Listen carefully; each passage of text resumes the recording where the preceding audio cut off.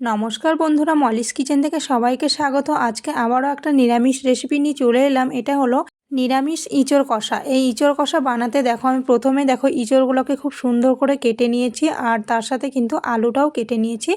আর একটু বড় সাইজ করে নিয়েছি আলু আর ইঁচড়টা, তার কারণ আলু আর ইঁচড়টা আমি প্রথমেই একটু প্রেসার কুকারে একটু সিটি দিয়ে নেব। প্রথমে দেখো ইঁচড় আর আলুটা আমি দিয়ে দিলাম কুকারের মধ্যে, তারপরে সামান্য একটু লবণ, একটু হলুদ আর সামান্য একটু সর্ষের তেল দিয়ে কিন্তু আমি জল দিয়ে দেবো। তারপরে দুটো সিটি দেবো, খুব বেশি সিটি দেবো না, দুটো সিটি দেবো। সর্ষের তেলটা দেওয়ার কারণ হচ্ছে কুকারের গায়ে যাতে ইঁচড়ের আঠাগুলো লেগে না যায়, সেই জন্য একটু সর্ষের তেলটা দিয়ে দিলাম। তারপরে দেখো দিয়ে দিলাম জল, বেশ কিছুটা জল দিলাম, জলটা কিন্তু ফেলে দেবো আমি ছেঁকে। তারপরে দেখো সিটি দিয়ে দেবো, দুটো সিটি দেবো। আর এদিকে মশলা নিয়েছি দেখো, আদা, জিরে আর শুকনো লঙ্কা, টমেটো, এইগুলো হচ্ছে মশলাটা পেস্ট করে নেব। আর এদিকে দেখো আলু আর ইঁচড়টা সেদ্ধ হয়ে গেছে, জলটা ঝরিয়ে নিয়েছি। তারপরে দিয়ে দেবো কড়াইতে সর্ষের তেল। তেলটা একটু বেশি পরিমাণে দিয়েছি, তার কারণ একটু নিরামিষ রান্নাতে ভালো লাগবে, সেই জন্য তেলটা একটু বেশি দিয়েছি। তেলের মধ্যে দিয়ে দিলাম গোটা গরম মশলা, তেজপাতা, শুকনো লঙ্কা, গোটা জিরে ফোড়নে। এগুলো ফোড়নটা খুব সুন্দর করে ভেজে নিয়েছি। তারপরে দিয়ে দিলাম বেটে রাখা মশলাটা দিয়ে দেবো স্বাদ মতো লবণ, হলুদ আর সামান্য একটু কাশ্মীরি লঙ্কার গুঁড়ো, একটু কালারের জন্য। তারপরে দেখো মশলাটা খুব সুন্দর করে কষিয়ে নেব। এখানে হলুদ আর লবণটা খুব বেশি দিলাম না, যেহেতু আমি সেদ্ধর সময় দিয়েছিলাম সামান্য, সেই জন্য এটা দিয়ে দিলাম, যেটুকু লাগবে সেটুকুই দিলাম স্বাদ মতো। এরপরে দেখো মশলাটা খুব সুন্দর করে তেলটা ছেড়ে এসেছে। এবার দিয়ে দেবো দেখো সেদ্ধ করে রাখা আলু আর ইঁচড়গুলো।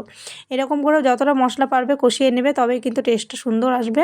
এরপরে দেখো ইঁচড়টা দিয়ে দিলাম, দিয়ে আবারও কিছুক্ষণ নেড়ে চেড়ে নেব। আমি আলু আর ইঁচড়টা কিন্তু ভাজিনি, ভাজলে মানে কেমন শুকনো শুকনো হয়ে যায় বলে। আর এরকম দেখো বেশ সেদ্ধ জিনিসটা মশলার মধ্যে দিয়ে দিলাম।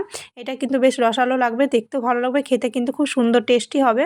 তার জন্য দেখো আমি এবার আলু আর ইঁচড়টা দিয়ে খুব সুন্দর করে অনেকক্ষণ ধরে, প্রায় অনেকটা টাইম নিয়ে আমি একটু কষিয়ে নিয়েছি। তারপর দিয়ে দেবো গরম জল। আর যতটা পারবে কষিয়ে নেবে, তার কারণ যত কষাবে ততই কিন্তু টেস্টটা সুন্দর হয়ে যাবে, আর কালারটাও কিন্তু খুব সুন্দর চলে আসবে।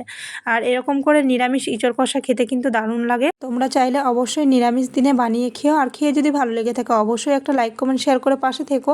তারপরে দেখো খুব সুন্দর করে দেখো কষানো হয়ে গেছে ওই মশলাটা, পুরো মশলাটা খুব সুন্দর করে কষিয়ে নিয়েছি। এরপরে আমি জলটা দেবো, জলটা কিন্তু খুব বেশি দেবো না, তার কারণ এটা তো ঝোল রাখবো না, কষা কষা বানাবো, সেই জন্য খুব বেশি জল দেবো না। দেখো এটুকুই জল দিলাম।